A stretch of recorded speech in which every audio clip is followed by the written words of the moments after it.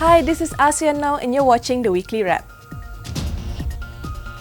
Bombs exploded outside a busy bus terminal in Indonesia's capital on Wednesday night, killing 3 police officers. Several other officers and civilians were also injured at East Jakarta's Kampung Melayu terminal, which is frequented mostly by locals. 2 male suicide bombers with ties to militants in Poso, Central Sulawesi, were believed to be involved in detonating the pressure cooker bombs. Video footages on social media showed human body parts and what appears to be the suspected bomber's severed head. Also in Indonesia, non-active Jakarta Governor Basuki Ahok Cahayapurnama chose not to appeal his controversial 2-year jail sentence for blasphemy. On Tuesday, Ahok's wife, Veronica Tan, tearfully read out a handwritten letter by her husband explaining the decision. Veronica said Ahok had learned to forgive and had accepted the sentence for the sake of the nation while encouraging his supporters to do the same. His lawyers officially withdrew the appeal on Monday. The court verdict was met with a number of protest rallies and vigils by Ahok's supporters.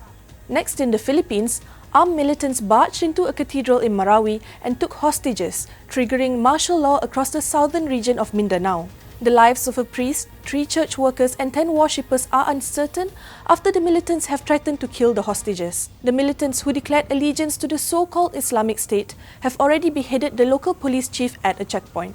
President Rodrigo Duterte imposed martial law on Tuesday after militants attacked the cathedral, battled with security forces and burned buildings. Duterte also said he was considering to extend the martial law nationwide. Moving on, it's a happy ending for 2 endangered marine turtles that found a home in Resorts World Singapore's Southeast Asia Aquarium. The rehabilitated turtles debuted at the aquarium's shipwreck habitat on Tuesday in celebration of World Turtle Day. Louis, an endangered green sea turtle, was found by a member of the public in a drain. Hawk, a critically endangered hawksbill turtle, was found at sea in poor condition and later developed an irreversible shell deformity. Louis was given to the aquarium in September 2015, while Hawk was handed over on March last year, where both underwent rehabilitation. Lastly, actress Tan Sri Michelle Yeoh is keeping to her Malaysian accent in an upcoming Star Trek sci-fi series.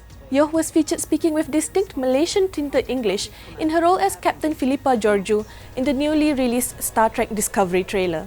Soon after the trailer aired, Yeoh confirmed via Twitter that the decision to keep the accent was a conscious effort and important. In response, fans of Star Trek and Yeoh praised her for adding much-needed diversity to Hollywood. The 15-episode TV series is set for an autumn debut on CBS All Access.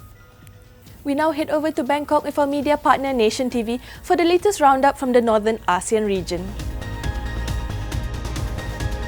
Thank you, KL, for your updates. Now let's take a look here over the past week in the Northern ASEAN region, starting off with Myanmar, as statues of Myanmar's Aung San Suu Kyi's late father is said to have increased after the NLD took over as government.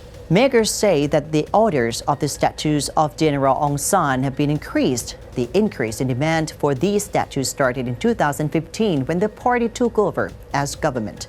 Orders are made from across the country, but there are people from Mon State and Myitkyina who are not too happy about the statues.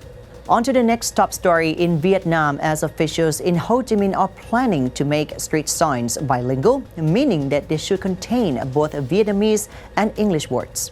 The effort is to help tourists in the city and improve the image of the city amongst visitors. Tourists reportedly complain that current street signs can be very confusing. There are also proposals to translate traffic signs from Vietnamese to English to help foreigners understand traffic rules in Vietnam. And still in Vietnam, as locals in Hanoi have started growing garden vegetables on the sides of the road. With Vietnam's problem of consumers becoming increasingly distrustful of the use of pesticides and chemical fertilizers in their food, this type of garden is gaining popularity. This way, consumers know exactly where their vegetables come from. Turning to Cambodia, as Phnom Penh plans to construct a Skytrain network worth $800 million. Japanese companies said that it will start with a feasibility study for the Skytrain network. The effort is to help alleviate the capital's traffic problems. The network will have around 10 stations to begin with. And our last story is here in Thailand, as a Thai nurse who appeared to wear very tight-fitting uniforms was forced to resign from her job. The Thai nurse was criticized for wearing overly sexy uniform while at work. Photographs of the 26-year-old nurse who worked at a hospital in northeastern Thailand were circulated on social media. The netizens claimed that she was not respecting the nursing profession with her tight clothes. And that's it for this episode of ASEAN Wrap from the Northern ASEAN region. This has been Satapat Patong, and now back to you, KL. Thank you, Bangkok. I am Dina Murad. Have a good day and selamat berpuasa to all Muslim viewers out there.